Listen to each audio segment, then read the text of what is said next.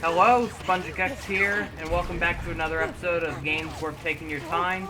And here's the last episode about Conker's Bad Fur Day and Conker Live Reloaded. So, we're going to start this off with the It's War level. And so, compared to the N64 version, there's a lot to see in this version. So, there's the innuendo on the side of the boat right there. They made the water look a lot bloody. I mean, they made the water look bloody in this one, where in the original it just mostly looked like clean water. And a disturbing thing in this one is you see a lot of dead bodies lying around, really torn up, shot up. I'm not sure what's more disturbing, all the bloody gore or how low those polys are.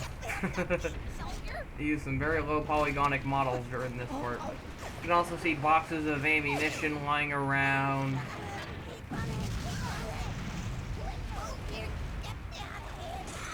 Ugh. Ugh, the horror. The horror.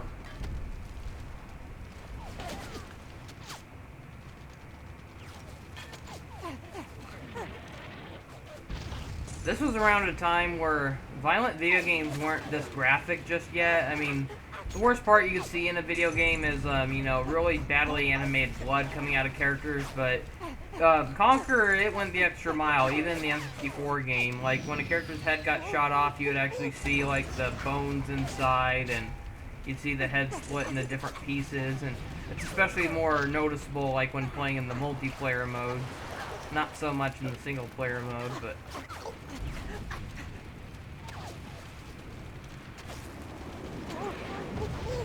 Let's see, we got someone's leg. Someone lost a leg. My leg!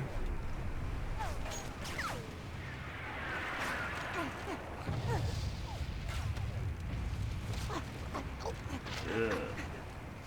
Gruesome.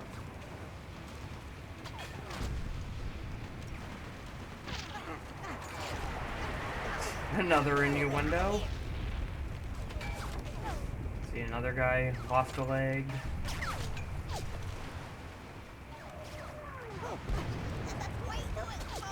Oh god, these guys are just burned alive. Yeah, I'm not surprised. The voice of Barry, Louise O'Connell, I think is her name, she's also an animator for this game, and she said she had nightmares from doing this scene on the N64 version. She said she had nightmares of seeing a bunch of bloody dead squirrels everywhere, and so, oh man, the fact that they probably asked her to do it once again for this more graphic-looking remake is quite a disturbing thing, I could imagine. So yeah, the squirrels in this one look a lot more detailed. They also look a little more serious, where in the original they looked a little too cartoony, which I kind of like that ironic twist, though, of how cartoony they looked. They were cute little squirrels in a setting they did not belong in. I like the Teddy's designs from the N64 a lot better, though. In this one, they tried making them look a lot more menacing, and they even gave them blood for some reason. I thought it was funnier in the original when they had the button eyes, and when you shot them, stuffing would come out.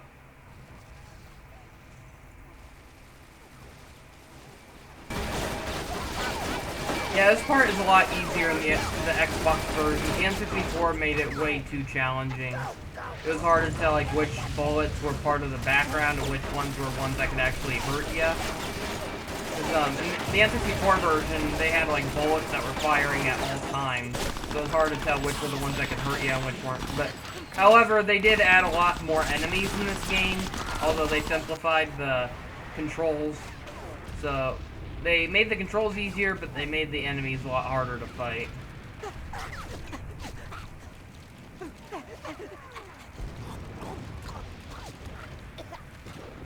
Here we can see swastikas that look like the letter T, because the teddies, of course, are basically Nazi teddy bears.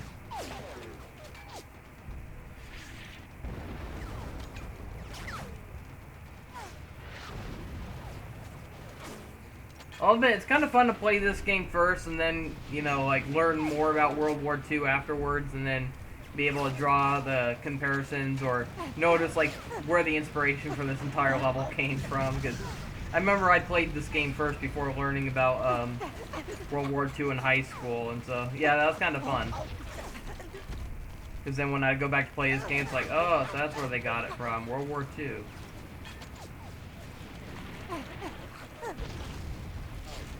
But of course, this level is mostly a parody of not just World War II, but a movie, Saving Private Ryan, which is based off World War II, of course. But... ugh, another burn victim.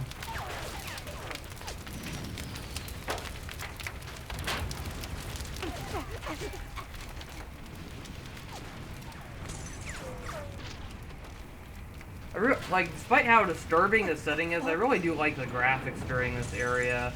Everything from all the stuff that's going on in the background, the flashing lights, the rain. It's a really nice combination to really make this scene as tragic as it is.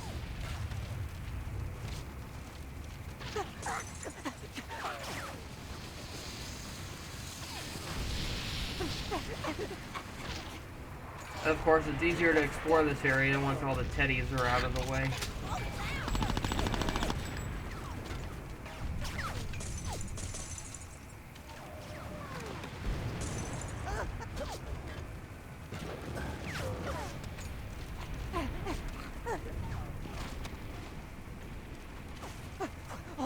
I think that's about it for what can all be seen outside. Now, the first room you get to enter has some really funny hidden objects. So, Xbox Extra Polys, and then we see a bunch of polygons. Hey, you could have used some of those on some of those dead squirrels out there. They were lacking a lot of polys. To G. Brush from T-Bear. Oh my god. Yeah, this reference might be a little outdated now, but back then, so basically the teddies were making a bomb that they're going to send to George W. Bush, in a way. That was the implication. Oh, God.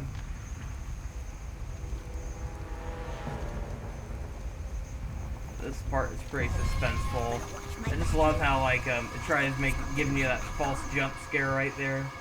And throughout the level, there's gonna just be a bunch of teddies that just come jumping out of nowhere.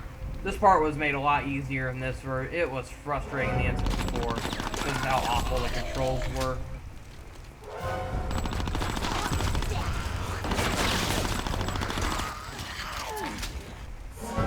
And this part just overdoes it with the jump scares. Might as well call it Five Nights at Teddy's.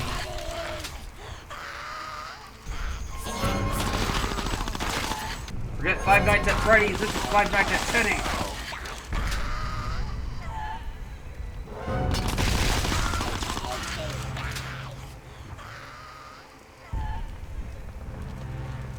Then I like how even during this cutscene, depending on like where the teddies were killed, they'll actually be there like during the cutscene. So it's kind of funny to see like Conker running all over them.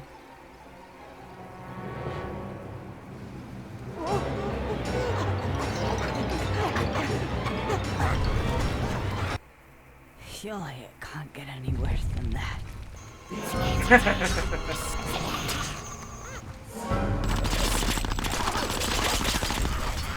So I noticed like there were these guys with these flamethrowers, and I honestly never bothered stopping to take a look at them because I was always more focused on getting that. So let's see what they look like up close. Are you kidding me? Did any of you see that? Take a closer look again. It's those damn purple imp things with the TNTs on their backs. Once they had to haul around. Oh god, I hate him even more now.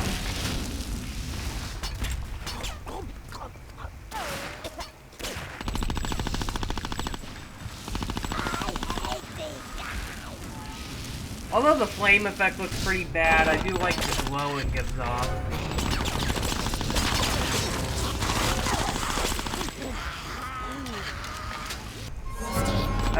I love it when video games have kind of like those glowing effects during action scenes, especially when they're not too overdone. There's some where like the lighting can be so strong that they don't make for very good imagery, like screenshot wise.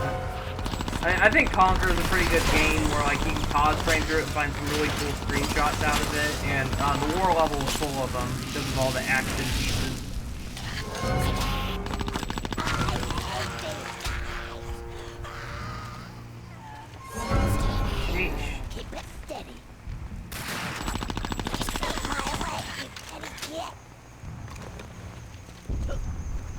Oh wow, I made it. I usually never make it.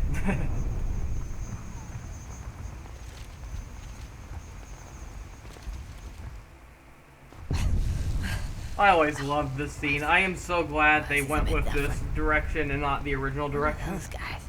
Some of you might know, like, this was originally supposed to be a much more disturbing scene. It was so bad they had to delete it from the actual game, but if you want to look it up on Google, well, I mean YouTube, just type in Conker deleted scene and you'll... What the f***'s that bloody squirrel? Quick, into character!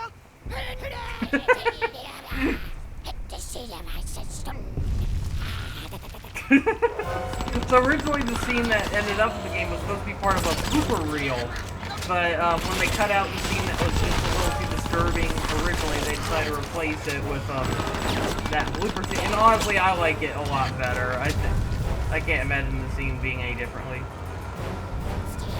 I'm not gonna lie though, the first time I played this part of the game, it kind of creeped me out. It's just something about the music, the setting, and it was pretty disturbing. Made a little more disturbing in the Xbox version. They extended this scene. They added a little mini boss. You have to fight a giant oversized teddy at one point.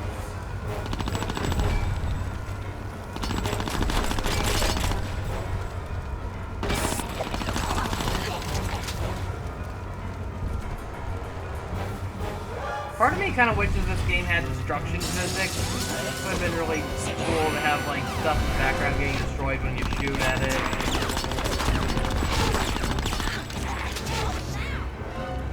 If we ever get a sequel, hopefully that can happen.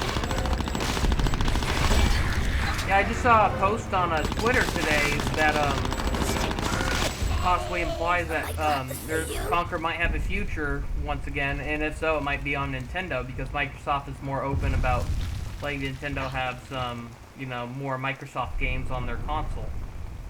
So here's a really interesting Easter egg. It's the original Teddy design from the N64 version. Weapon at the ready.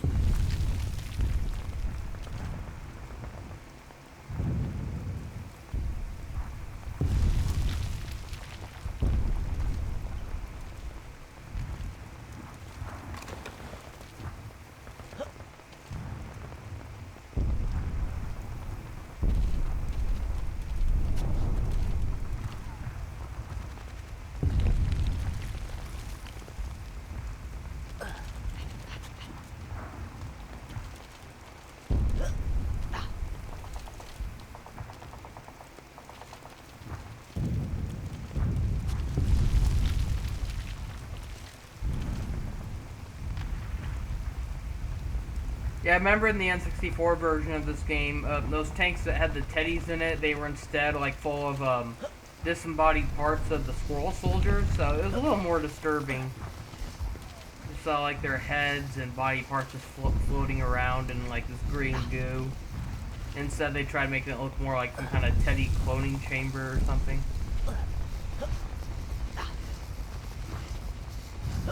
It's just a weird little thing I noticed. The electric effect actually looks really nice. It doesn't hurt you though, apparently, but I don't know why they had the electric chair scene go on so long in this version. It's pretty ridiculous. Gives you a good up-close shot of the magazine Conker reads it. Ugh. Poor guy. I can't believe he's still alive though. They made him look more messed up in the Xbox. The N64 one, he was just charred in a cartoony way. This one, they made him look really deformed, and one of his eyes are hanging out. Pretty disturbing. Unfortunately, there's no way to save this guy, because during this part of the game, you're supposed to pull one of the levers. One of them is supposed to open the door, and one of them is supposed to get him out of the electric chair. Well, I mean, one of them is supposed to turn on the electric chair, and so it really doesn't make sense, honestly, because he told you that one of them would get him out of the chair, one of them would accidentally turn on the electricity. So, unfortunately, no matter what you do, it always fries him, and then the other switch just opens the door. None of them actually let him out. So, what was the point of that? Just, aside from, like, some real disturbing shock humor. And then this part was really shortened in the Xbox version. I'm kind of glad, though. I hated this part in the original. The original, there was a Teddy in the turret right away, and you had to get past him and jump up here on these boxes after climbing a rope without getting shot, and then you had to use a bazooka to kill the guy in the turret, then you had to use the turret to shoot out all the... So the turret part is still in this. It's a real lengthy, boring sequence, but... So yeah, I really do like how this area actually foreshadows the upcoming boss fight against the Experiment. And so I'll admit I missed that the first time I played this game. So it was kind of funny after you beat it and go back to it and you notice like the little girl puppet and the giant Teddy mech. So yeah, it's kind of funny. It practically spoils the upcoming boss fight. And here we have a little conveyor belt of the little mechanical spider things that you see throughout the level. Or as the little girl calls it, her little babies.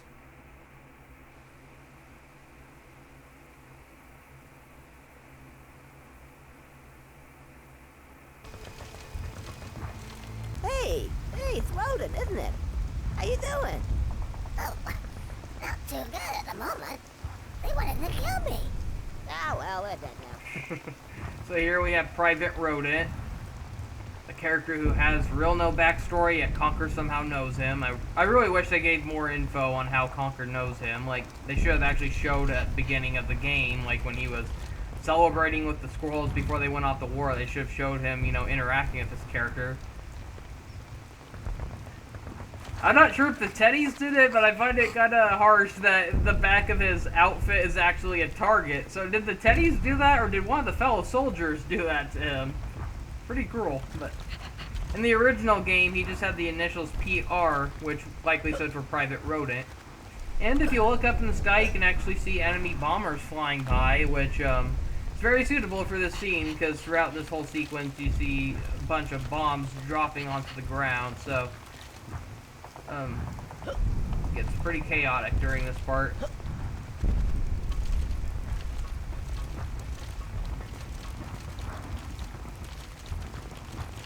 This is like the most tolerable part after you find Private Rodent, though. I think most of the rest of this level is just very frustrating. Uh-oh, one of the spider bots got stuck. Oh, shoot, shoot, shoot! Ah! Damn it, Rodent!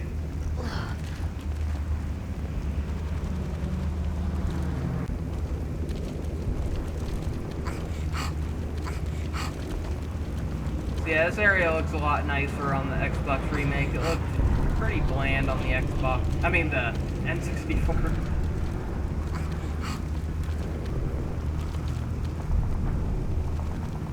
Oh, you can barely get up on this little platform here. You can't go any further, unfortunately, but it gives you a better view of everything.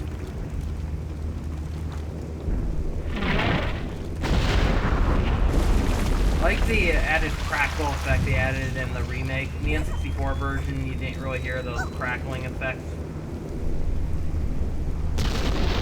I don't get why the robot spiders blow up in a bloody fashion. I like how in the N64 version, they blew up in a mechanical way. You saw a bunch of gears and springs shooting out along with scrap metal. Although I absolutely hate this part of the game, I do kind of like the scenery in the Xbox version. I like the little ripple effect you got here.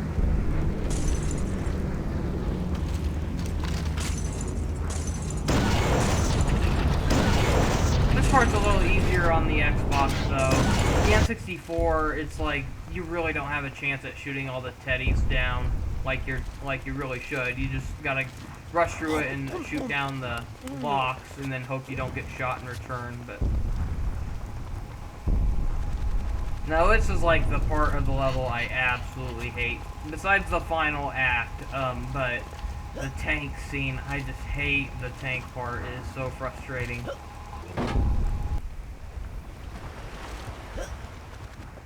So, yeah, surprisingly you can actually swim out in this open area. I always never bothered doing that in the past.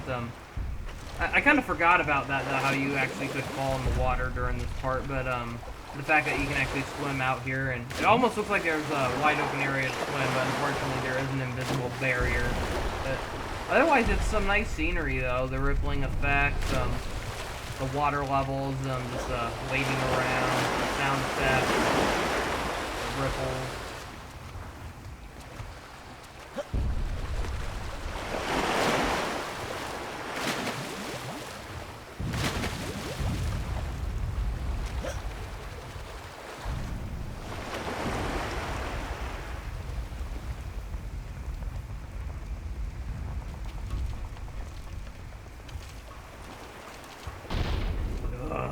The evil little girl puppet.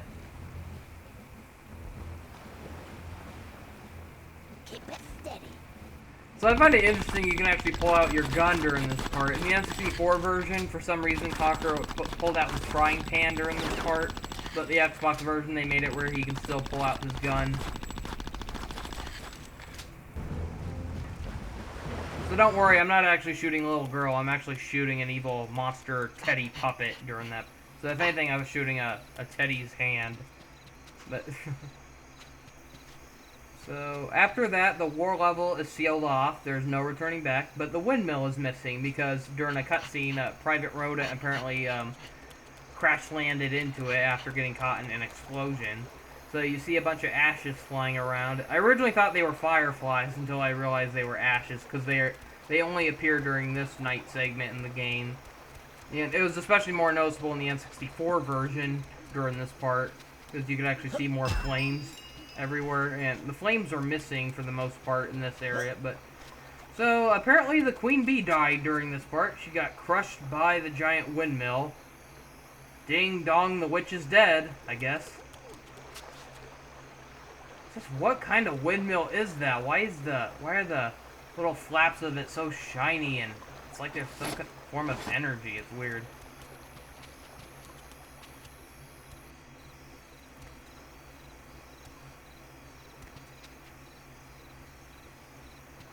Are you dead?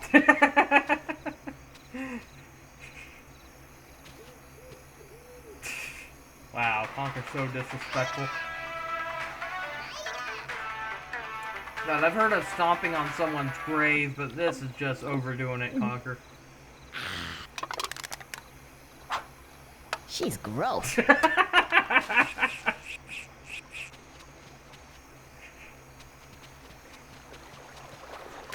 So now I noticed the the spooky chapter is actually sealed off for good now. It actually has a bunch of boarded wood over it.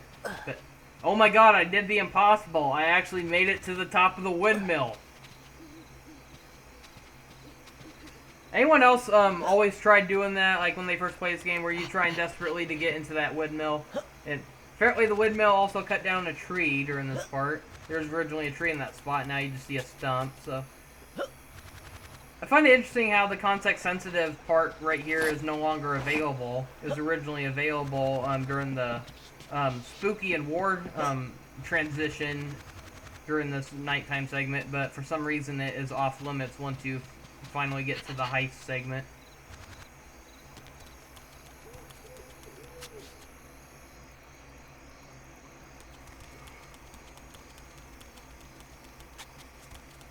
So one thing that's crazy is while walking up this windmill, well, this path to the windmill, you were originally supposed to get a cutscene where Conker runs into Rodent, but I somehow ended up skipping that cutscene entirely just by warping my way into the windmill's hole. So yeah, that's quite insane. I was expecting the cutscene to eventually interrupt, but I somehow went past it entirely. So now we're on the other side of the broken bridge that was shown earlier in the game. So I honestly never bothered exploring around the area before entering the bank. So let's see if there's anything to see around here.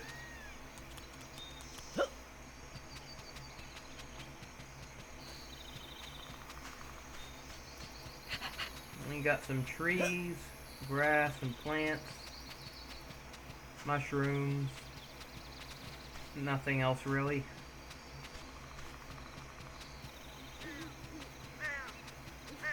Still interesting to see how much area there is to roam around in the N64. It didn't really give you much to roam around with. There wasn't as much terrain to run through.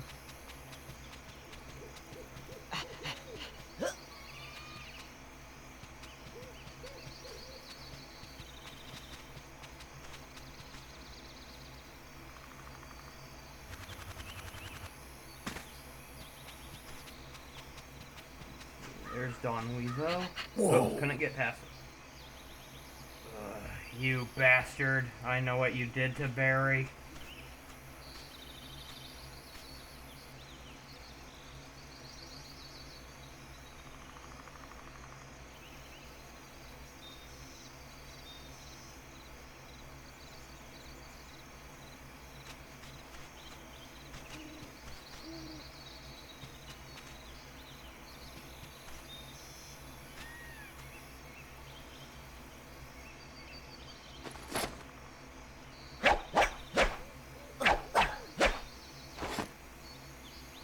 So one thing I honestly never bothered trying to do is, I can't believe I never bothered trying to do this, but I always, like, as soon as I started replaying this area, I was like, wait a minute, what happens if I try leaving the area as Neo Conker? What will happen? So we're gonna find out real soon.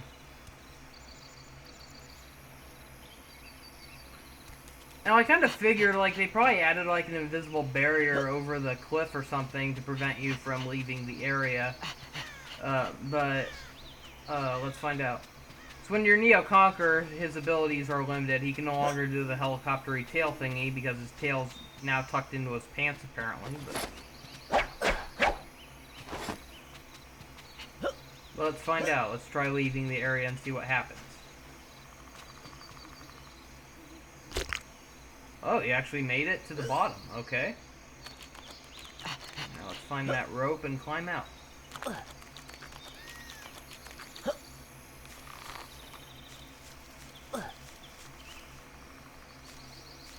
Wait, if I'm not sure, but did they add another rope to the other end now? That's strange. Why is there a rope on the other end now, but there wasn't one earlier? Okay, let's see. Can I be Neo Conker through Windy? Let's find out.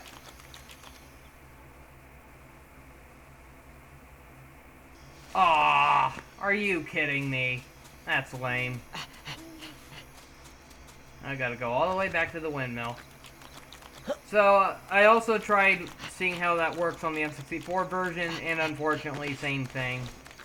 Conker reverts back to his normal outfit and moveset. So.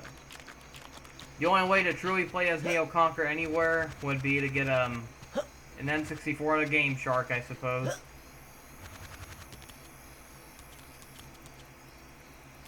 Good luck with that, though. This is not a common game to find cartridge.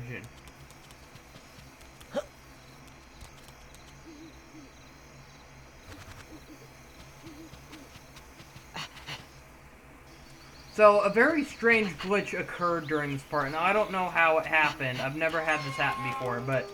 So, I'm wondering if it's something to do with when I left and came back, but... For some reason, Barry now has a glitching texture on her lips where... It's very disturbing. She now has blood across her cheeks.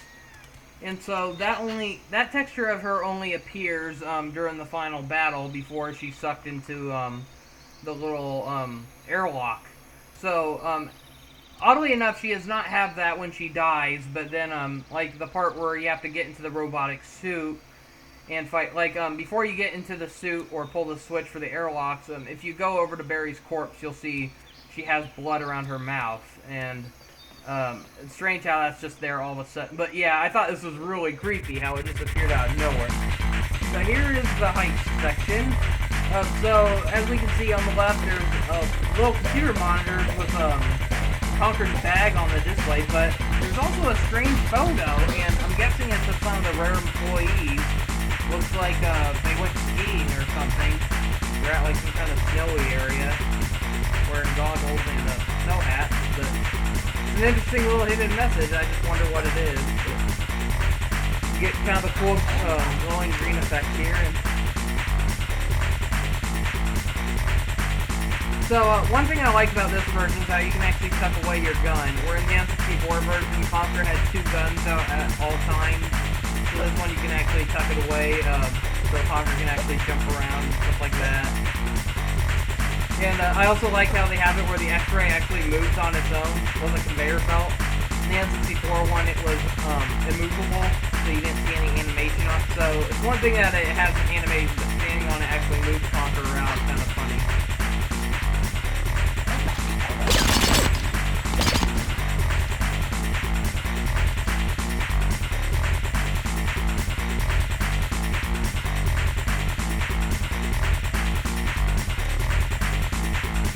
Yeah, I love the music in this remake a lot better than the original.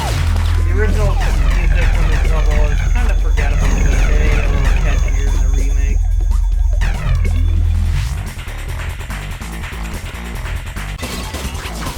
For some reason, Barry is just useless for running. Every time you run to one end of the level, you just run to the opposite. When you shoot or anything.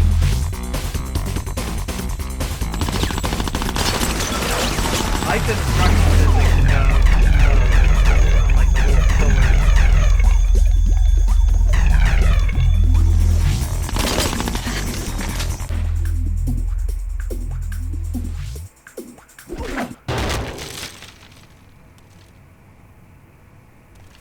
And even after the battle, the destruction is still there. Pretty impressive. And there's some video games where after like destruction occurs during gameplay, and then when a cutscene somehow restores all the destruction, but it's still here. The only thing missing are the dead bodies of the weasels, and that's about it. You can still see the bullet holes and a few blood stains here and there, but... And for some reason, Barry is still running. She thinks we're still fighting. Barry, the fight's over! Then after you get through the elevator, for some reason the elevator's sealed off, and I kind of like the additions they added to this room. In the original, it was just an empty room, and so I like how in this one they added this, they added the glowing windows on the side and this giant golden ball with the dollar signs on it. You can even manage to jump on it, and it'll spin you around slowly.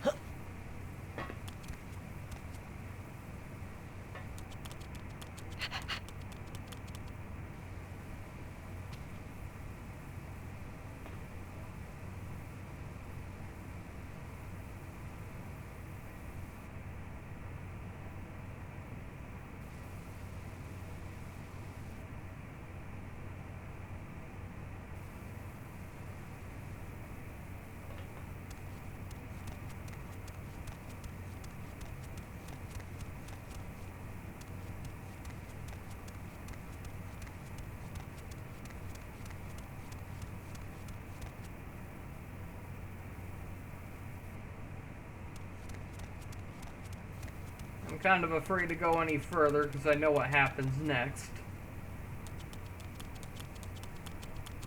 Still mad at Microsoft for never letting this game have a continuation. For the most part, I liked what was presented with the sequel. It definitely didn't go in the direction I was hoping for, but it still sounded like a dang impressive sequel. Yeah, I'll make sure, like, when talking about my playthrough of the N64 version in the future, I'll make sure to, like, mention like what I thought would have been like an interesting way to make a sequel, because yeah, definitely the vision I had for a sequel is not the one that the creator had, but even if a sequel was made though, I don't think it would be made directly the way it was originally intended though, because Chris Evert, you know, admit that a lot of the stuff he did in this game he kind of outgrew, so if he ever made a sequel, it wouldn't be as naughty as, like, originally, and I'd be fine with that, honestly, but before I continue with that, I find it interesting how, so during this part, the Panther King was actually sitting in the throne the whole time, but I find it funny how during the gameplay he's not there. But, so anyways, you know, a lot of people act like it would be a crime if the Conker sequel did not have, like, the foul language or ultra-violence. But keep in mind, Conker was originally supposed to be an E-rated game, so if they ever made a sequel, you know, if it ended up being E10 plus or T-rated, I wouldn't find that too terrible. I mean, there's a lot of games that have a lower rating that still have quite shocking or disturbing imagery in it, or, you know, jokes. Like, I think Ratchet and Clank is a good example of a game that pushed boundaries. back when it was a teen-rated series. And he was able to, you know, kind of have like a childish appeal, but it had some stuff that only adults could get, and I kind of liked that. I think Conker could work as a teen-rated series. I don't, you know, I don't need the characters to be cursing like crazy. I don't need them to have like too much blood here and there. Maybe like occasionally, but throughout. You know, because Conker's Bad Fur Day definitely had too much senseless violence that didn't need to be there. There are a lot of characters where you feel like they got killed for no reason. And, yeah, like, you know, if they focus more on storytelling or less on senseless violence, Throw the alien out and shut the bloody door. No, not the wall.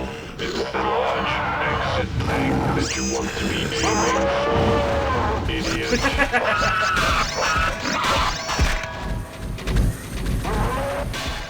Throw the alien out and shut the bloody door.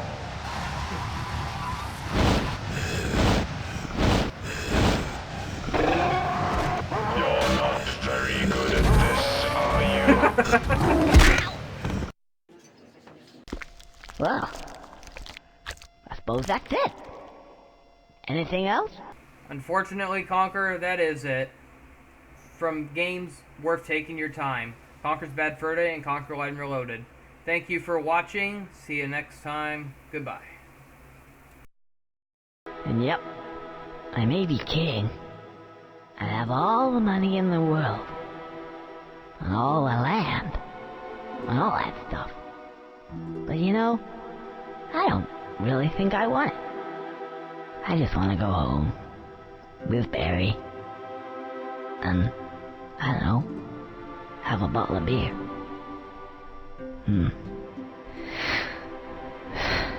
It's not gonna happen. It's true what they say. The grass is always greener. And you don't really know what it is you have until it's gone. Gone. Gone.